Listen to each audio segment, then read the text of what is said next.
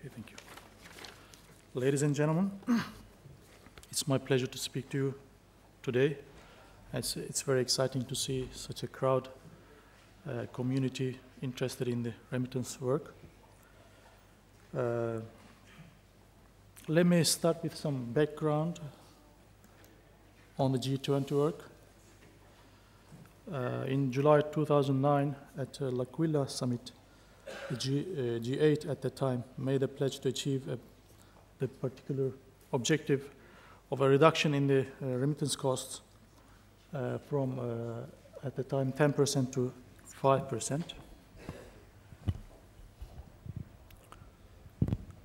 And the time frame for this was 5 years, so they called it 5x5 objective. And the World Bank was asked to create the Global Remittance Working Group to facilitate and coordinate international efforts to make remittance markets more efficient and reduce the cost of transferring money.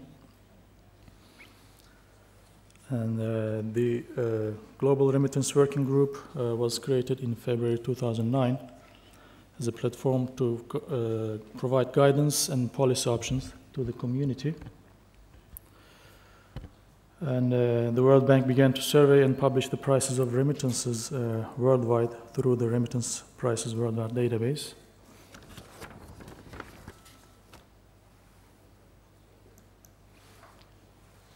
In the 2010 Seoul summit, the G20 committed to a significant reduction in the cost of remittances. In 2011 Cannes summit, the G20 further defined the commitment in the reduction of the cost of remittances by formally including the 5x5 objective. And in the 2011 report of the Development Working Group, which was set up by the G20, developed a toolkit of measures that have proven to be effective in reducing remittance costs. And we've been hearing about these today. In 2014 Brisbane summit, leaders made a recommitment for reducing remittance costs.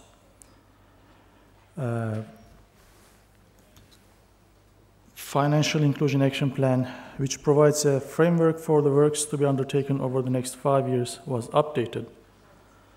Under this plan, there were two issues identified in terms of remittances. One was address the MTO bank account closure issue and reduce the cost of sending remittances. And a plan to facilitate remittance flows, guiding to the works on evidence-based new policies, was issued. So this plan focused on emerging technologies, and market-based approaches were recommended that enhance the use of innovative services. So let's come to this year. In the Turkish Presidency of G20, we had some progress made on this. The first thing was a template for the country plans to reduce the cost of remittances was agreed upon at the first Development Working Group meeting. This was in February 2015 Istanbul meeting. Members provided an overview of their country plans, and peer support agreements were discussed at the second DWG meeting. This was in April 2015 in Ankara. And peer support agreements have been designed to seek the opportunity of sharing knowledge and expertise, ensuring technical input from GPFI, Global Partnership for Financial Inclusion, and its implementing partners. So very recently, peer support group teleconferences took place in May. We had some subgroups, as you can see here. They were established according to geographical regions and remittance corridors. And every country was in one group, and these groups had at least one teleconference in May. And they were beneficial to all members by giving the opportunity to share a draft country plan in advance. And there were some useful discussions during teleconferences, although it was not easy to conduct those teleconferences. So following the teleconferences, draft country plans have been submitted to the presidency. They have been circulated to members and related parties this month on 2nd of June. This was prior to the third development working group meeting. These draft plans focused on several items.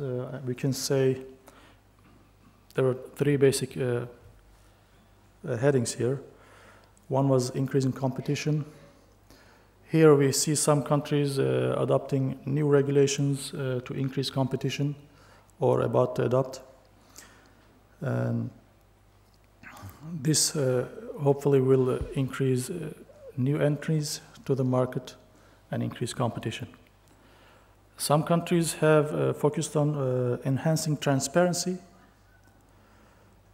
Here we have some consumer protection regulations issued, and some countries, many countries actually, creating websites for price comparisons. And one other item was improving infrastructure and using of new technologies.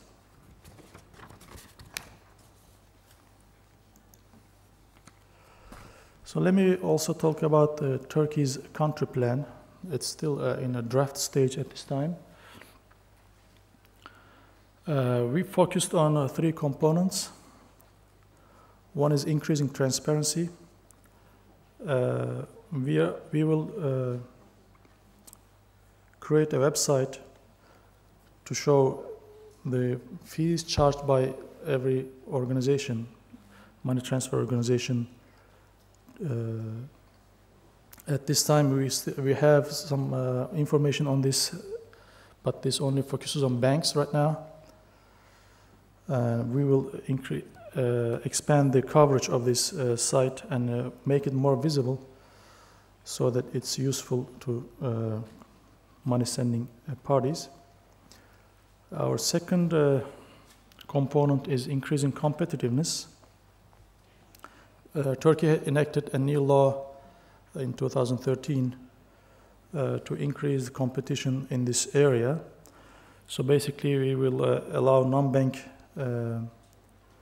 organizations to enter into money sending business. Hopefully we will see some increase in competition, and we are hopeful because we have some applications. Up to now we have 15 applications and 2 of them are GSM operators. So our third component is facilitating the use of new technologies, and GSM operators hopefully will be useful here by creating maybe these mobile money, mobile payment systems.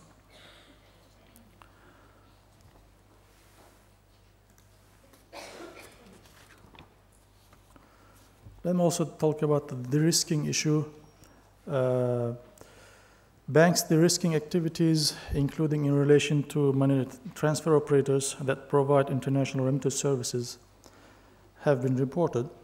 And the G20 asked the World Bank to perform a survey on the de-risking issue. And the data will be collected from 19 member countries on the key drivers and outcomes of the de-risking activities.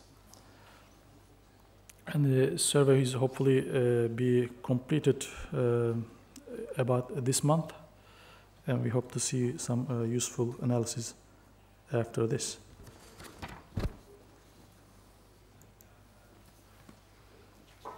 So what's going to happen after this point in terms of G20 work?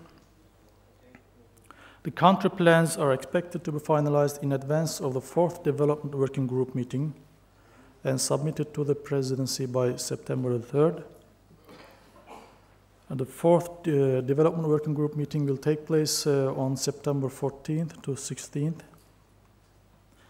And the final country plans will be submitted to Sherpas for consideration at their meeting on October 13th to 14th.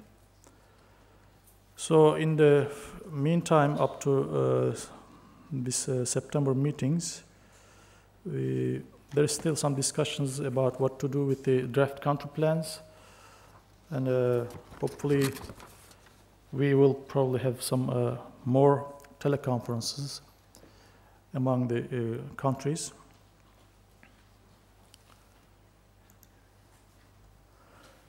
And one important issue is how to monitor or enforce these country plans. At this time, this is still an outstanding issue. Maybe it's still in discussions. The GPFI Global Partnership for Financial Inclusion is gonna identify some implementation mechanisms. And analytical advice on the impact of country plans should be provided by international organizations. Hopefully we can make some progress on these issues, especially in terms of monitoring, because since the G20 presidency is going to be on different hands, it's an important issue how to monitor these country plans. And hopefully we will see significant progress in terms of achieving the 5% target soon. Thank you very much.